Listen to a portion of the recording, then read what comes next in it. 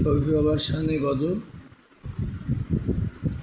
আমি আর কতকাল রাখবো যৌবন তোমার বিহনে, আমি আর কতকাল রাখবো যৌবন তোমার বিহনে, যৌবন জ্বালা জ্বলিয়া মরি শান্তি নাই মনে, আসবে বলে আশা দিয়া দিন তো আমার গেল বইয়া, তোমার জন্য কান্দে হিয়া নিকুঞ্জ বনে।